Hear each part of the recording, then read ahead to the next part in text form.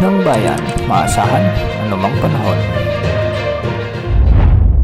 Magandang oras po sa ating lahat. Narito na ang latest update sa lagay ng ating panahon ngayon at sa susunod na 24 oras. Sa kasalukuyan ay umiiral pa rin ang northeast monsoon at naapektuhan na nito ngayon ang malaking bahagi ng northern Luzon. Samantalang Intertropical Convergence Zone o ITZZ naman ang siyang nakakaapekto sa malaking bahagi ng Mindanao. Dahil nga sa Intertropical Convergence Zone, makakaranas ang buong Mindanao ng maulap na kalangitan na may mga kalat-kalat na pagulan at pagkidlat, pagkulog. Makikita nga sa ating satellite animation sa may mga kaulapan na siyang nagpapaulan sa malaking bahagi ng Mindanao.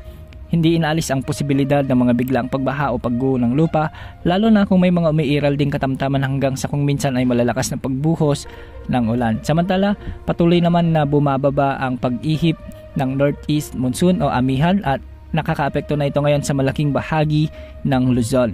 Ngayong araw ay inaasahang makakaranas ng maulap na kalangitan na may mga pag-ulan sa bahagi ng Cagayan Valley, Cordillera Administrative Region at Aurora dahil nga sa pag-iral ng amihan. Ang mga pag-ulan na ito ay hindi naman inaasahang magtatagal, ngunit posible pa rin ang pagbaha at pagguho ng lupa, lalo na kung may mga katamtaman at kung minsan ay malalakas ding pag-ulan. Sa mga susunod na araw ay unti-unti pang bababa ang pag-ihip ng amihan at posibleng maabot na rin nito ang malaking bahagi ng Metro Manila at Southern Luzon. Dahil nga magkakaroon tayo ng tinatawag na amihan surge o northeast monsoon surge o yung malakas na pagbugso ng amihan, kaya maraming lugar sa ating bansa ang makakaranas ng malamig na panahon, kaya samantalahin ang malamig na panahon at i-ready na rin ang mga panlaban sa lamig.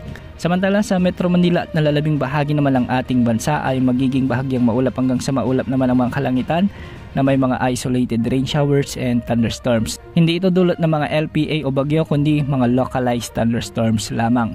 Samantala magpapatuloy pa rin ang maalinsangan at magandang panahon sa malaking bahagi ng ating bansa dahil hanggang sa ngayon ay wala pa namang namomonitor ang Pag-asa na potensyal na bagyo o LPA na posibleng pumasok sa ating area of responsibility sa susunod na 3 hanggang 5 araw. Base sa inilabas nilang Tropical Cyclone Threat Potential Forecast, kasalukuyang walang binabantayang aktibong bagyo o Tropical Cyclone-like Vortex sa loob ng Pag-asa Monitoring Domain para sa unang linggo ng forecast period. Ito ay covered ang mga araw ng November 25 hanggang December 1. Para naman sa ikalawang linggo ng forecast period o mula December 2 hanggang December 8 ay posibleng may mabuong mga tropical cyclone-like vortex sa loob ng Pag-asa Monitoring Domain. Ngunit mababa ang tsansa ng mga ito na maging isang bagyo dahil dito hindi inaasahan ang pagbuo ng tropical cyclones o mababa ang tsansa ng mga tropical cyclone sa loob ng forecast period na ito. Yan muna ang update sa lagay ng ating panahon. Ito po ang weather update ng bayan, maasahan anumang panahon.